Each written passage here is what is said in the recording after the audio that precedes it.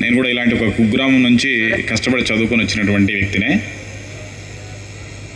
So degree అయిన తర్వాత కానీ బీఎడ్ అయిన తర్వాత కానీ ఆ అన్ఎంప్లాయ్మెంట్ ఏదైతే ఉంటుందో ఆ సంఘర్షణ అనేది చాలా ఘోరంగా ఉంటుంది, చాలా ఇబ్బందికరంగానూ ఉంటుంది.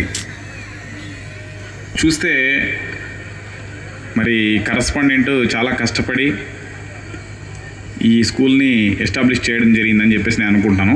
చాలాసేపు అతను మరి ఎస్టాబ్లిష్ చేయడానికి ఎవరెవరు సహకరించారు ఏంటి అని చెప్పేసి మొత్తం వివరాలన్నీ కూడా తెలియజేశాడు. ముఖ్యంగా పిల్లలు ఎవరైనా సరే ఈ రోజుల్లో ఎవరి దగ్గర డిస్కస్ చేసినా ఫస్ట్ పిల్లల చదువు ఇంపార్టెంట్ అని చెప్పేసి చెప్తారు. ఎంత ఆస్తి ఉన్నా, ఎంత హోదా ఉన్నా, ఏమి బంగారున్నా, ఎంత ఏమన్నా ఉన్నాయి, పిల్లల చదువు ఇంపార్టెంట్ అని చెప్పేసి అని భావిస్తారు. నో డౌట్, ఇందులో ఎలాంటి డౌట్ లేదు. ఇక్కడ ఇర్రెస్పెక్టివ్ ఆఫ్ ఎంప్లాయీస్, అన్ఎంప్లాయీస్, అక్కడ రైత లేదా ఇంకోరు కాదు, కానీ ప్రతి ఒక్కరు కూడా తన పిల్లలు ఖచ్చితంగా చదువుకొని మంచి స్థాయికి వెళ్ళాలని చెప్పేసి అని కోరుకుంటారు.